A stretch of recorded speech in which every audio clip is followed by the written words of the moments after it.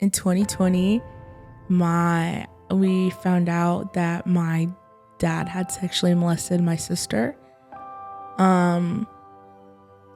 And yeah, so I don't talk to him. I don't talk to anybody from his side of the family anymore.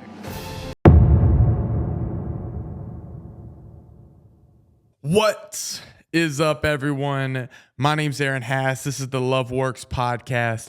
I'm pumped to be here. You're here, so hopefully you're pumped to be here as well. We're rocking and rolling with one of my friends, with a legend, with somebody that's got some shoes on that look nicer than mine. You know, they look like she's got herself put together, you know? She does music things. She's like, she got the passion inside of her. She works at the AutoZone a little bit.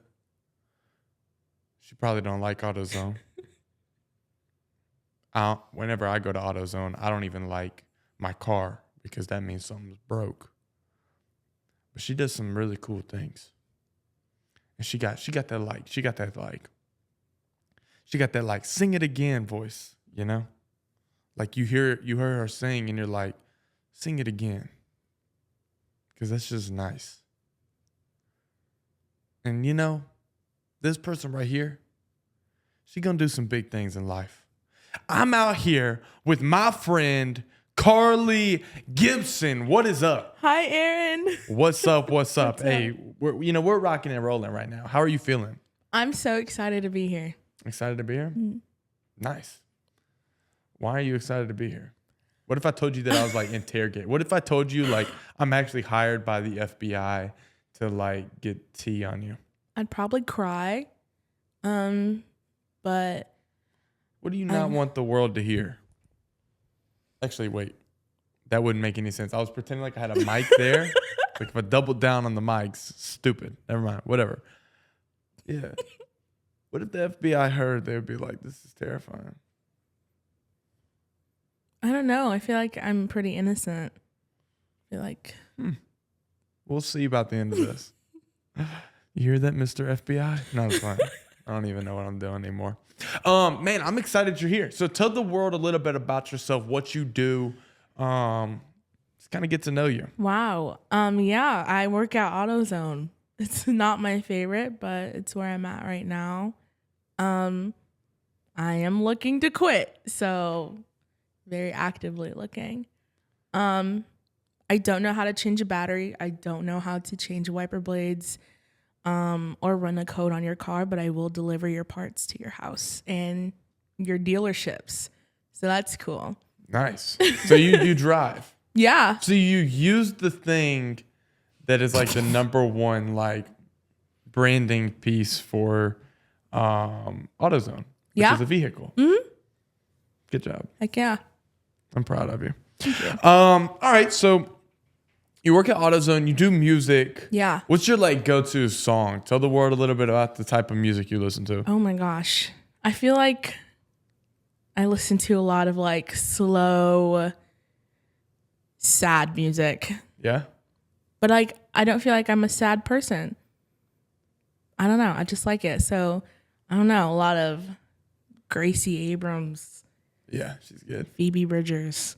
But also, I don't know if you know who James Arthur is. Yeah, no, James Arthur is bigger than both of those artists you just said. I know. We have the same birthday. Oh, And yeah. he's my favorite person, and I'm going to see him in concert. So Oh, yeah? On your birthday? no, Nice. our birthday's in March. Coming up. Yes, next year. But yeah. Right around the corner. Mm-hmm. So, James Arthur, Gracie Abrams. Gracie Abrams, awesome. Yeah. She's got what's that song? There's like a reel or Instagram reel that keeps re-trafficking of her singing like maybe Beautiful Name or something like that. I don't even know what it is. But every time I hear it, I'm like, dang. Nice. Good. She's good. She got that. She got that sing it again voice too. She really do. All right. So, I mean, you came onto the podcast. This is your first time on. Yeah. Your name's Carlee Gibson. It's me. I had someone on named Marissa Gibson. If you were to, if like Marissa were to be listening, does she know that you're on? Did you tell her? No. Okay. Give Marissa a couple words right now. What would you tell Marissa? You can hate on her. I don't care. Well, Please, not. I was kidding. I love you. You're a great mom and a great sister. And I'm sorry for snitching to mom about you sneaking out with your boyfriend. Nice. Good job. Oh yeah, because I was like, yo, snitching. I remember I was dissing on you. Yeah, and I'd do it again. No, I'm just playing. Yeah, so like you grew up with Marissa. Mm-hmm. Y'all are sisters. What was your childhood like? Wow. That's a huge question. Right. So yeah, we're sisters, but we actually have different dads. So yeah. I would say that my childhood was pretty chaotic, pretty crazy. It started off, like in a house where my parents weren't present. They liked to go out and leave their kids at home to take care of themselves. And my sister, Marissa, she's only like 2 years older than me. So it's like, she can't do much. Right. So yeah. And then we were just in and out of foster homes growing up. And then I got adopted when I was 6, 7, something like that. And yeah, I say like my mom is probably the best thing that's happened to me aside from Jesus. But which is something I wouldn't say like a couple years ago. Not Jesus, but my mom. Because my You're like, it's like, Jesus, you were lacking a little bit. You could have stepped up your game some. Yeah. But no.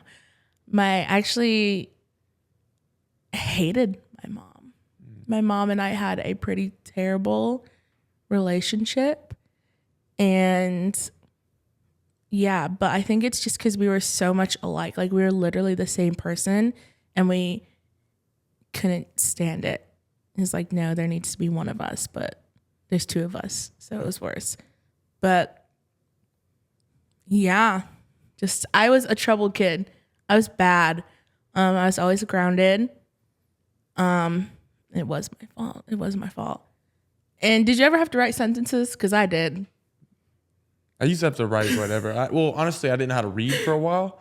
So it was like, sometimes it's like color your words or color your sentences when you were in trouble or whatever. Wow. Writing letters was a thing. Okay. Coloring letters, whatever I needed to do. But like if I got in trouble at school, Miss Harrison was getting the letter. That's wild. And if my mom didn't see what the letter was, I would get in trouble again. Really? Yeah, because I was writing whatever I wanted in it. Screw you, Miss Harrison. Mm-hmm. You shouldn't have made me have to take this test that I failed because I didn't study. You're the problem, not me. Yeah. I still stand by that too. No, I'm just kidding. Yeah, so sentences. Yeah. One time I wrote 500 sentences. Turned around and did the same thing again. I wrote 500 more. Hey, shout out sentence. Did you like the sentences at least? No. That's all your punishment was? Well, sometimes. My punishment, if I got in trouble, was like, all right, you might have sentences. Like, first off, let's be honest. Sentences is like, all right, go take a break. That's kind of what I saw sentences as. It's like a break from the real punishment. Yeah. Like, once you got your whelps on your butt, it was like, now you have to sit down where you have that giant whelp. And you get to go write something. Which sentences were not big for me. Yeah, they weren't bad until I wouldn't be able to go to bed until they were done. So it's like 3 a.m. and I'm like, I will not cuss at my mom as I'm cussing at her in my head. But yeah, actually, fun fact, writing letters is what got me expelled in high school. Writing letters? Yeah. So. How'd you get expelled? Okay, let's hear it. So I went to a private school and there were no locks on our lockers so like they could just go through them at any time.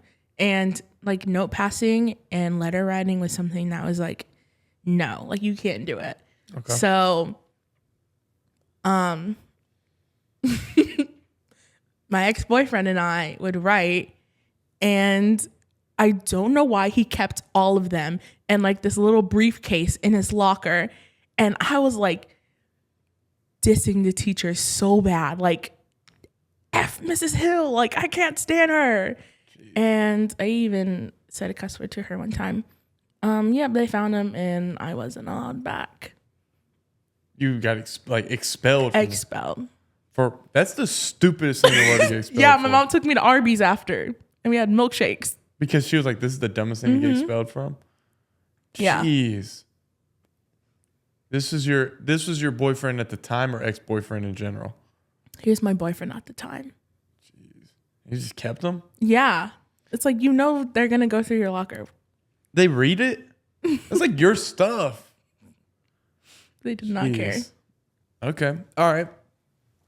So you said you kind of had like a troubled childhood. Mm-hmm. Why do you think that started? Like what stemmed that? What created that?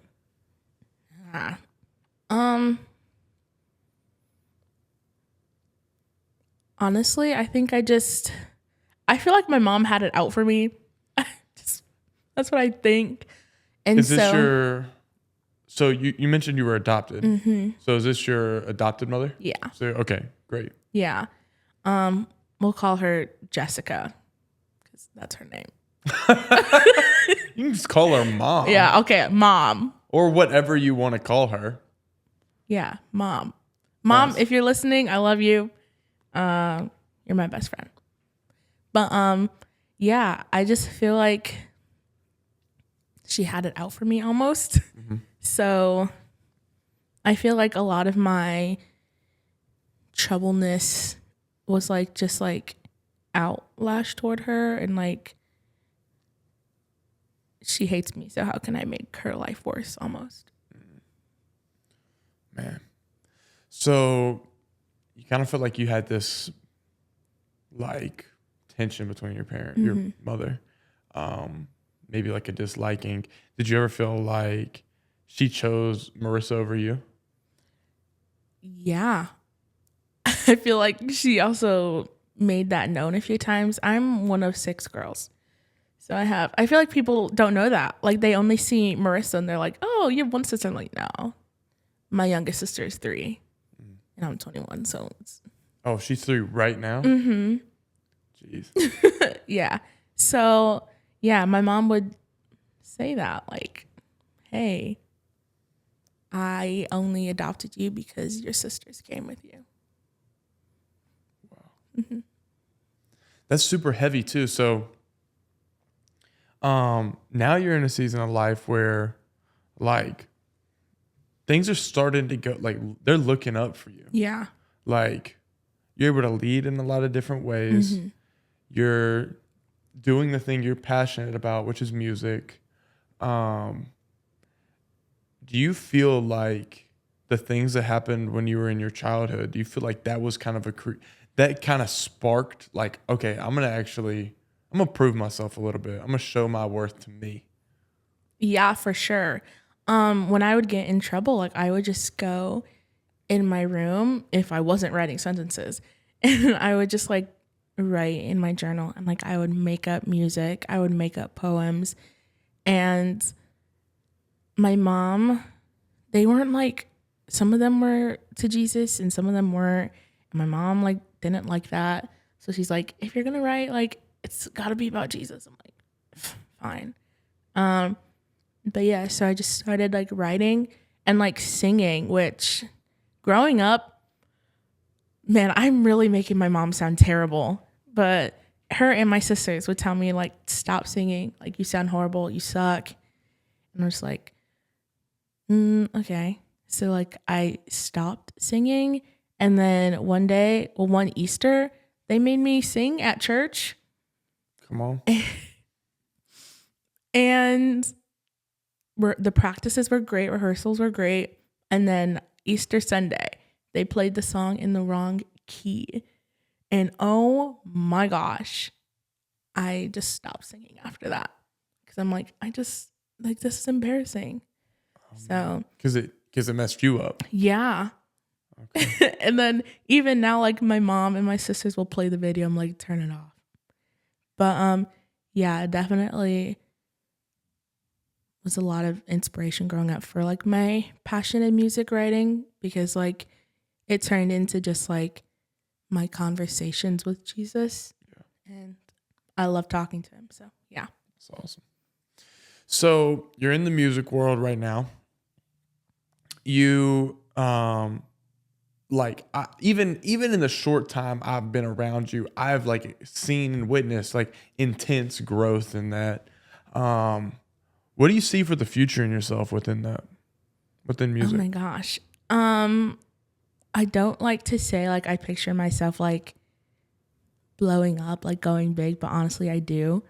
But like not even just me, like our worship team here at Relevant Church, just because like we're crazy talented, like it's insane. Yeah. But for myself, like I just see me like leading from bigger stages, like bigger audiences almost. Obviously like pointing them to the direction of Jesus. So yeah, I've always wanted to ghostwrite for somebody. Like, okay. So I'm like, maybe I could do that, get into that. Hit up somebody like, you get in Brandon Lake or something. Or that'd be crazy. That, man. That'd be awesome. Mm-hmm. That'd be so cool. How many songs do you have written right now? Right now, oh my gosh. I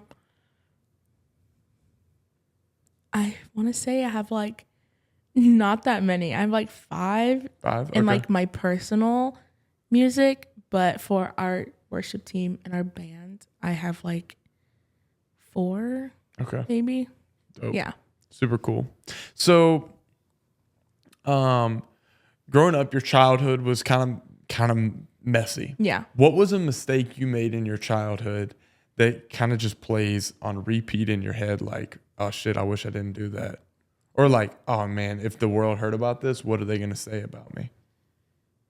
Oh, wow.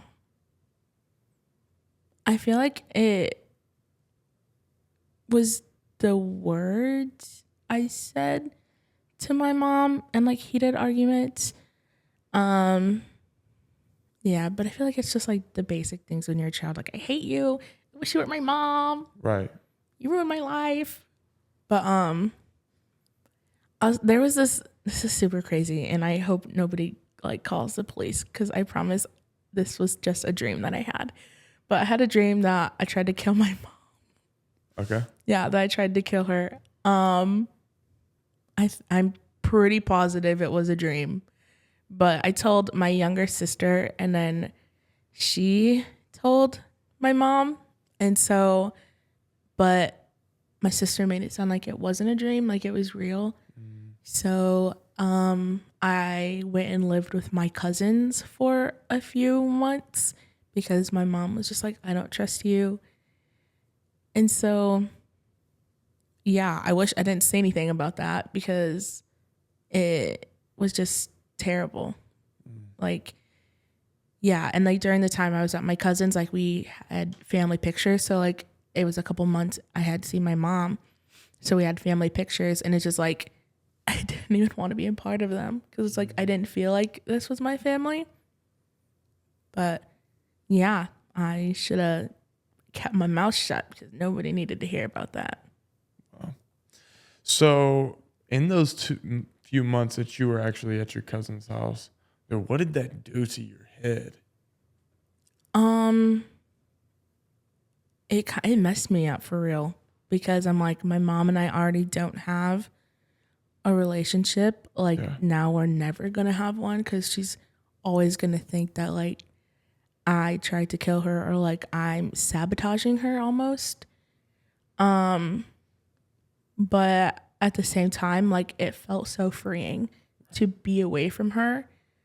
Because I loved, I say loved because we don't have a relationship with them anymore, but my cousins, and they had just had a baby. So it was like, yeah, I'm a babysitter now. And honestly, I think that's where my love for like children came from. But yeah, so it was freeing to just be able to like have a space where I wasn't having to perform and be somebody I wasn't. So you mentioned you don't really have a relationship with your cousins anymore. What is the reason behind that? So yeah, I'll give a little backstory. So, in 2020, we found out that my dad had sexually molested my sister. And yeah, so I don't talk to him. I don't talk to anybody from his side of the family anymore because, yeah, just because they're still rooting for him. And I wouldn't say I'm not, but I'm not, if that makes sense. Right. And where's he at now? Not jail. I think in the same city he's lived in his whole life.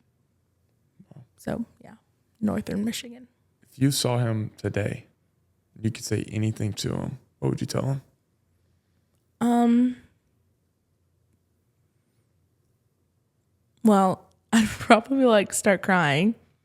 But honestly, I'm going to cry now. I feel like the younger part of me would want to hug him just because like he was literally like my best friend. But I feel like the part of me now that has been like so scripted almost, and like hearing the things like from my mom and my sisters, like we don't talk to him, we don't associate with him, like I feel like that would just come to mind, like don't hug him, like cuss him out almost. Yeah. But I'd probably just like, honestly, like I love you, but like I'll never understand what you did and like why you did it. Yeah. So. That's heavy too. Super heavy. What was your mom's reaction and emotion during this, and how did that even like play in your head? Like during finding out? Yeah, during finding out. Like what was your gosh. experience during this time with your family? So I had no idea the entire time what was going on. So my dad had been sent to preach at another church because, yeah, my parents were pastors. I don't think I said that. So my dad had been sent to preach at another church, and my sister was just having this terrible attitude the whole day, the whole week really. So she wrote my mom a letter and was like, hey, bam, bam, bam, this is why I'm in a bad mood. And my mom was like, are you serious? Like, are you like for real? Like, you're not playing with me? And she's like, no. So my dad came back from preaching, and my mom's like, I just need more time to figure things out. So my little sister had like an ear infection. So my mom's like, just take her to the doctor and get that figured out. And like, we'll have stuff set up here to like play Monopoly and like stuff outside. So like she still made it sound like it was a regular Sunday without like raising awareness. So like while he was doing that, like we lived like 2.5 hours from my grandparents. So my mom had already called my grandparents and they were already on their way up. And so my mom was just like trying her hardest to like get us away from him without him knowing. So like we had our bags packed, we were just ready to go. And my mom was like so calm, like she kept her composure the entire time. So when he got back, like my mom and I were in the basement with my other sisters, and my mom was like, go talk to my dad. She's like, go talk to Marissa, like up in her room. So her phone was recording and my sister's phone was on call with my mom so she could hear it. And my sister was just talking to him. She's like, I can't sleep. Like, I hate everything. Like, you want to know why I'm upset? It's because like you've been like touching me, like you've been inappropriate with me. And my dad was basically just like, don't say anything. You're going to ruin the family. You're my daughter. I love you. I'm sorry. And like my mom was hearing the entire thing. And so like she had enough. She just went upstairs, but she was still so calm about it. And she's like, all right, like, let's go play Monopoly. So we went down to the basement. And now I know, like, I was like, why are we in the basement? We never are in the basement. And I know that we were down there now because there are no windows. So like he couldn't see like my grandparents pull in. And so my mom like looked at me and she's like, go put the bags in the car. And I'm like, what car? Because I had no idea what was going on. So I go outside and my grandparents are there. I'm like, what the flip is happening? My grandpa's like, just get in the car. I'm like, okay. So then I see everybody running out. And my dad is just like, what is going on? Like, what is happening? Where are you taking my kids? So we get in the car with my grandparents. My mom gets in the car with Marissa and we just leave. And I just see my dad like so puzzled, like in the driveway, and I'm bawling my eyes out because I'm like, I don't know what's going on. Like, what the heck? And so, yeah, we drive away. We get to my grandparents' house, and my mom just says, hey, bang, bang, bang. This is what happened. And honestly, it worked out so perfectly because my dad's car was in the shop. So like he couldn't follow us anywhere. But I think that day is kind of like what made me realize that like my mom, as much as like I hated her, like I don't think I could have loved her anymore. Like in that moment. Because she still protected you. Yeah. Man. Did you ever feel like your dad just gave up on you after that?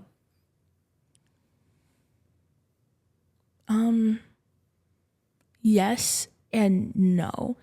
Like he still like tried to like contact us and show up, but I feel like for me it was like, you did this, like I never want to have a relationship with you again. Wow. So you're looking back on this now. Mm-hmm. Like, what would you tell to yourself back then, knowing who you are right now? I'd tell myself to just wait it out, like, cause it'll be okay. That people are going to come into your life that love you, like literally, like in spite of your worst mistakes, like, cause there's people who know like the worst of me and they're like, I don't care. That's good. And that's huge for me because growing up, like that was always held over my head. And now it's like they see the people now, like they see beyond that. So I just tell myself like there are people who love you. What's your biggest fear in life? My biggest fear is probably being alone. My primal question is, am I safe? And yeah, I ask myself that all the time. Like, am I okay? Am I safe? I worry a lot. So it's like I worry about finances. I worry about like living situations. I worry about literally anything you could find to worry about. Like I'm already worrying about it. Yeah. So, super real. That is a very relatable thing too. People like, especially somebody that's been through different like trials in life or tough situations. It's like, man, yeah, I'm going to worry because like I've seen the worst of it. I've been in the slump and it's like, what now? Like where, like you almost, your hands will start to shake if something gets a little bit off. So I get that and understand that. So in 5 years from now, who do you see yourself being? Where do you see yourself at? Wow. Well, hopefully with a ring on my finger. But yeah, I don't know. I feel like in like not like an idolizing way, but I want to be married and I want to be a mom. But other than that, I feel like just leading people like in all like areas, I guess. Worship leading for sure. Like I love it. It's my favorite thing ever. So once Relevant Church blows up and expands, because it will, just leading like maybe like different campuses, like just still bringing people to the throne room, because I love watching people like find the presence of God, if that makes sense, because like everyone's experience is so different and it's so beautiful. So yeah, that's awesome. So your MO is like relationship with Jesus. Like you see life through the lens of a follower of Jesus. yeah. How in the world does one that's been through some wild situations like you've been come to the conclusion that Jesus is for you? Wow. I've asked myself that a lot, and a lot of other people have asked me that as well. And it's just like, I guess, understanding that like Jesus wouldn't do that to me, because like people have free will to do what they want, and like you're gonna do what you want. So it's just like understanding that like he's always been there, and like he will continue to be there, and like he is like my father, like he's a good father. And yeah, he's just been like my strength, because like I've noticed that like I have a hard time forming relationships with like father figures. So yeah, just being reminded that like he is like my good father, and he is kind, and like his kids might hurt me, like other people might hurt me, but he never would. That's awesome. So obviously your parents were pastors. Mm-hmm. Did that leave a bitter taste in your mouth towards pastors after all of the different chaoses that you went through as a kid, even with wondering like, does my mom even really want me? Mm-hmm. And my father has betrayed us. Did you ever think for a while, like, I don't want anything to do with this if this is what these people are like?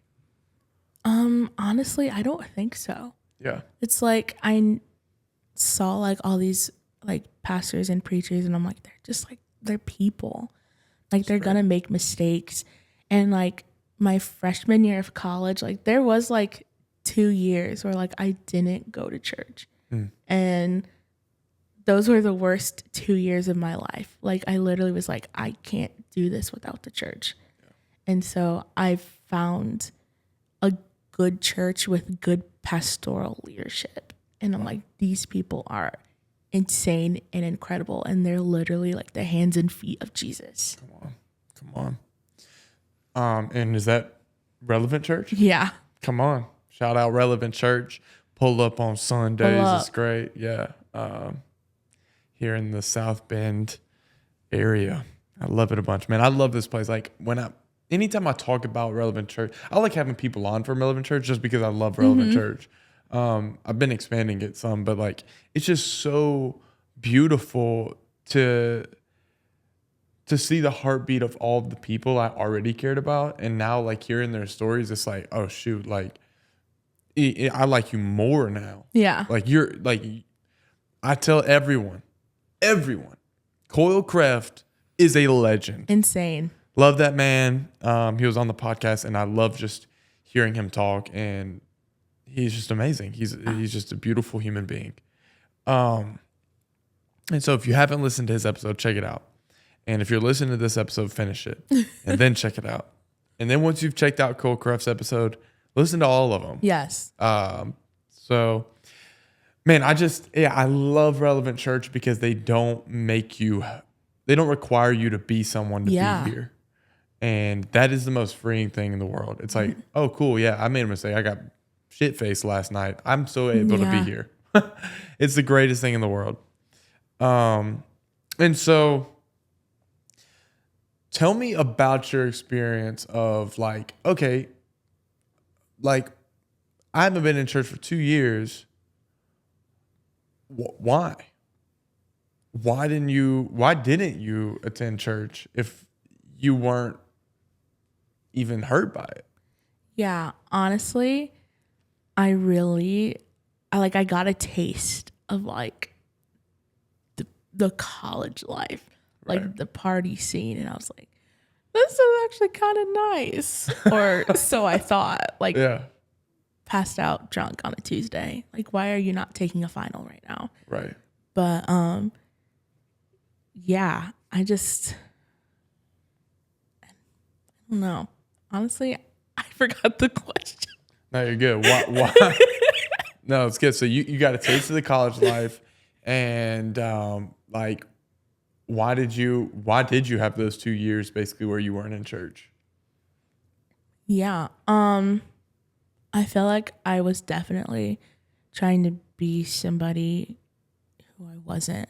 Like, cause I found good friends in college, or like I thought they were good friends, and I'm like, they know me as like this, like this girl who will take shots on a Monday and like get high on a Tuesday. And it's like, I'll do that right now. I will. Come on. yeah. This podcast is going to get really entertaining, guys. Yeah, but Really good. yeah, I feel like they really liked that version of me, and I wanted to be liked so bad. Yeah. So I'm just like, okay, like I'll just continue this. But like when we would go to bed, because like I went to Southwestern Michigan, and like it's this big dorm, but we each had our own rooms. So like I would go to bed and I would like read my Bible. So it's like I'm one person here, but behind closed doors, like I'm still trying to like understand my faith better. Mm-hmm. So honestly, I don't know why I didn't go to church. I feel like it was probably because I didn't find a good one yet. Like the ones in my area was the one I grew up in, and there was no way I was going back there. Right. And then all these other ones that I'm like, no thanks. Yeah. But then I remembered this one because Relevant Church, because we went here one time and my mom didn't like it because she thought it was too small. Okay. But I think it's perfect because I get to know people better. So when I dropped out of college, my sister was like, remember that one church, that Relevant Church? And I was like, yeah. She's like, let's go back. And I was like, okay. So we did. And here we are. Never left. Wow. So let's say all of your family, sisters, mother, and even father, were to start attending this church. Where would you be at? Where would I be at? Yeah. Are you what's the panic mode? What's the, oh, good, they're attending church. Like, where are you? Like, let's hear it. Pooping my pants.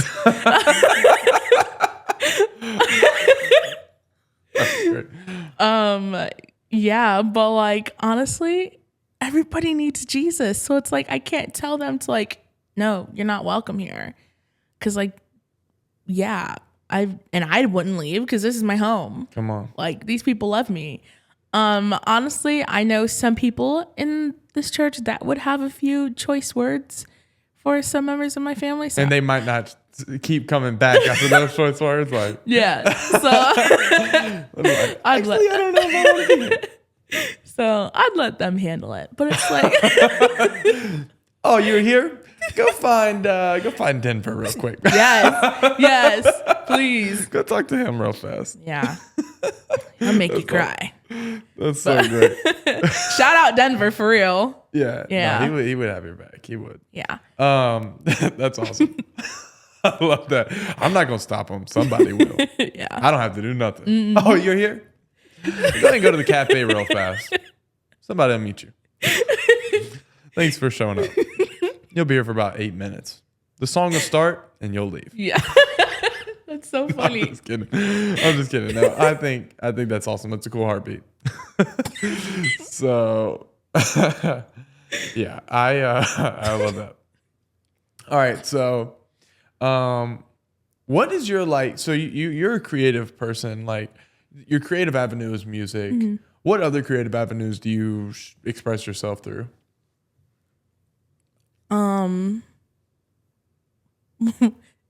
Do I? Like, I'm trying to think. Like, I don't even know. Yeah, writing music, writing poems. I want to write a book. Okay. Don't know what that would look like. What type of book are you wanting to write? Like, if you were to be able to write a book on anything, what is your topic? Oh, I feel like a motivational book almost, but like from like a book that tells my story almost. Okay. And like just to help other people who have been through something similar that would, yeah, like show them that like you can get to the other side. Like you're not stuck. Like you can keep moving. Like you got this. So yeah, I feel like that's my creative. Love that. Bro, you write the book, I'll sell the book for you. Come on. We'll put it on my website. We'll promote it here. Fire. I'm telling you, let's get that book off the ground. It'd be awesome. Mm-hmm. Your story will be impactful. I think you're incredibly relatable. I think there's people out here right now listening to this episode and being like, man, like I didn't think that people saw it from the same perspective as me. And you've got a really unique walk in life that not a lot of people actually end up hearing. Wow. And so it's like get your story out there and let's get other people hearing it so that they feel like they're not alone. Heck yeah. Come on. So I have a tradition on this podcast where I open it up for my guests to ask me any question, uncut, unfiltered. What's your question for me? I was so prepared for this. I could tell because as soon as I started asking the question, you started laughing. And I'm like, oh, what is this? Like, I was like, actually, we've shut down this tradition. We're no longer doing No, I'm just like, what's your question? Okay, it's not like a bad question. Yeah. So how do you like stay motivated through this? Like, you know, or like how do you find joy? Or like when people are like you quit your job. Like, why don't you have a job? Like, what are you doing? Like, how are you just like stop talking? Like, just I know what I'm doing. Like, how do you find that joy? Or like almost, yeah, I don't know. Just yeah. Yeah. Great. Great question. Dude, my head is to the ground running. I kind of use like this the motivation. People say like, "Oh man, you're doing good. I really love what you're doing. Like this has helped me.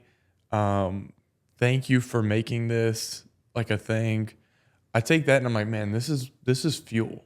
Like I'm able to keep like I realize what I am pursuing right now is useful.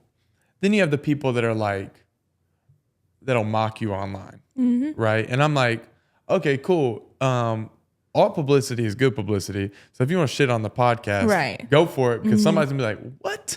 What kind of podcast is this? Then they start listening to it and they might be like, yo, this was great. Yeah. And they forgot everything that this hater said. So I'm like, dude, I'll take 5 great compliments and 2 bad ones just so that people can be like, all right, man, this is good. Heck yeah.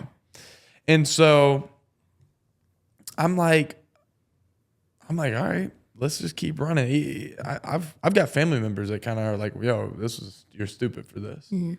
And I'm okay with it, honestly. Like it doesn't bother me a ton because, man, I'm a business person at heart. And so even in this, I'm like, all right, how do we make this feasible for me to survive? So I'm able to, I can turn certain things lucrative. I can, I can survive. I Airbnb out my apartment. Come on.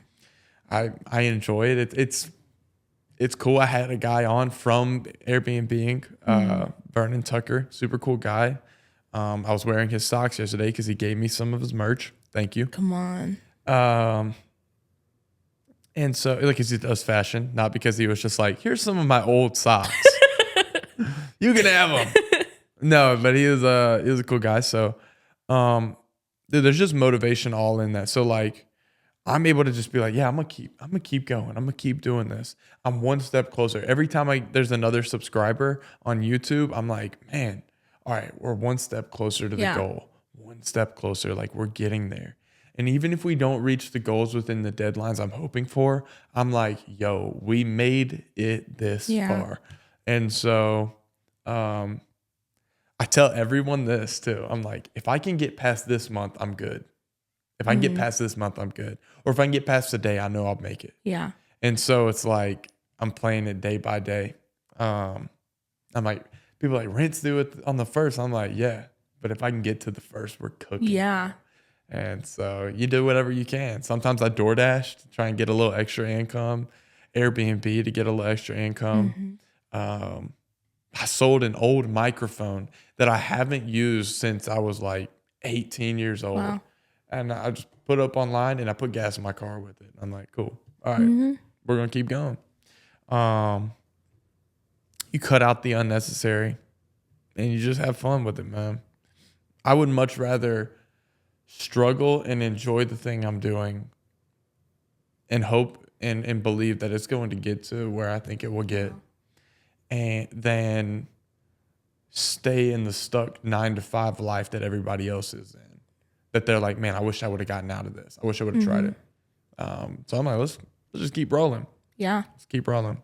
Yeah. Oh man, I could talk hours for this. Yeah, even like Gary Vee mentions it, like you can ruin everything right now in your 20s and then look back up in your 30s and be like, yo, you've still got so much more time, and then screw it up again and do it again and again and again until it finally takes off when you're 50 years old. And I'm like, cool, let me keep screwing up my credit. That'd be great. And then we'll build it back up and I'll buy a house. And then I'll screw the house up, sell it, make some money, redo it, boom, boom, boom. Like, dude, that's just business, bro. You'll mess things up and you're going to build things up. So it's great. That's great. That's awesome. Yeah, I enjoy it. There's it's got its highs and lows. Everything does. Yeah. And you ask the question a lot, like, is it worth it?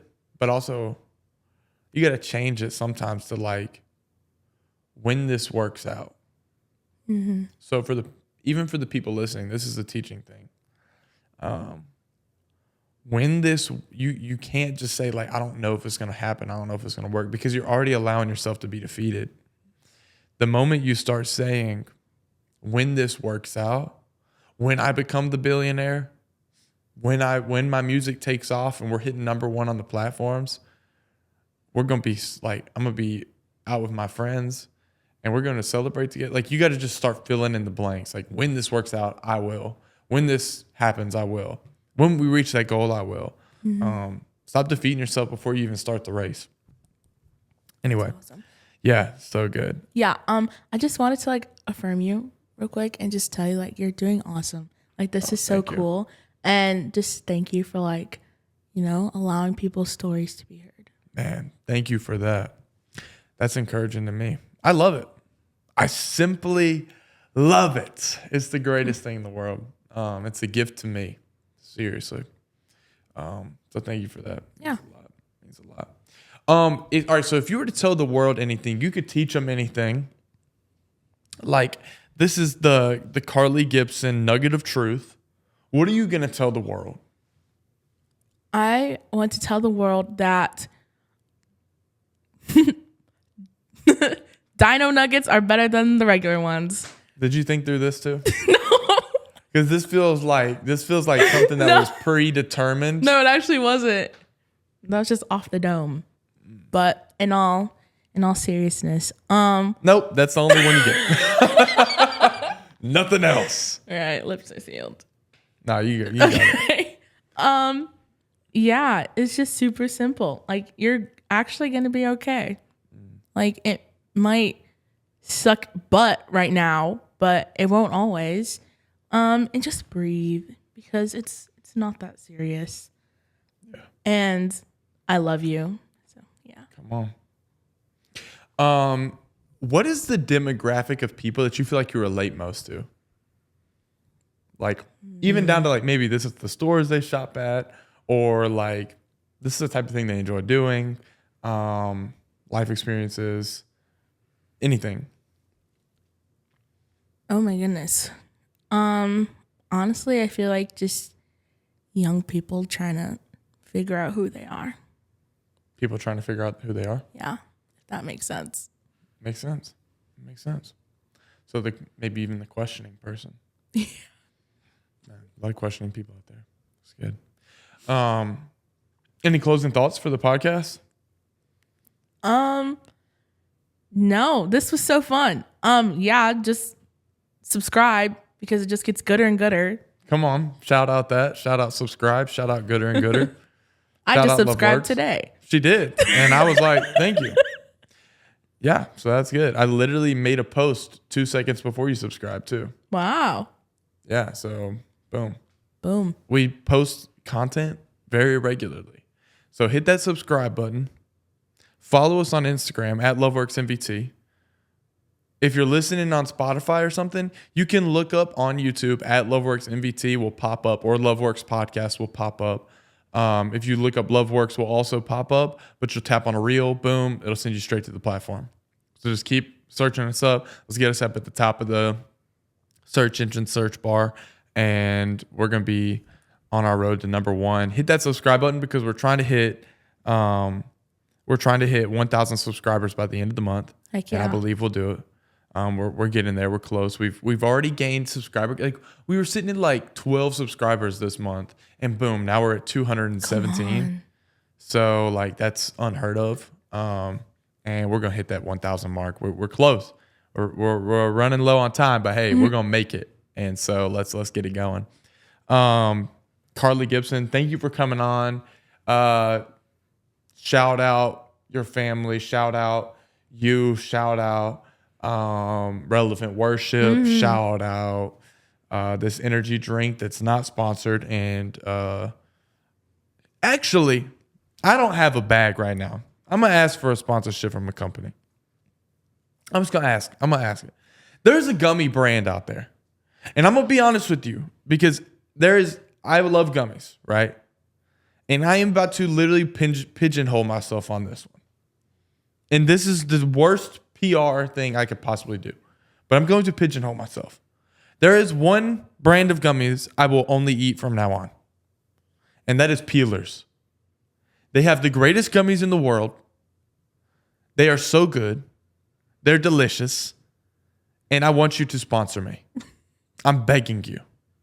Their gummies are delicious. I'm telling you, like, it's like you're eating the most perfect form of gummy. They've got the inner filling. They've got the perfect shell. The greatest chew. I want you so bad. Like, I literally wish I had a bag right here that I could flail on the camera. Because I want that sponsorship desperately. I will not sponsor any other brand of gummies. Just those. So please, I beg. That's all I have. Subscribe on YouTube. Follow us on Instagram and on TikTok at LoveWorksMVT. Share this episode with everyone you know. Facebook, Instagram, your mom, your drunk uncle. Drunk people love this podcast. I'm drunk right now. Not really. But if I was, I would be listening to this podcast. So I love you a bunch. Peace out.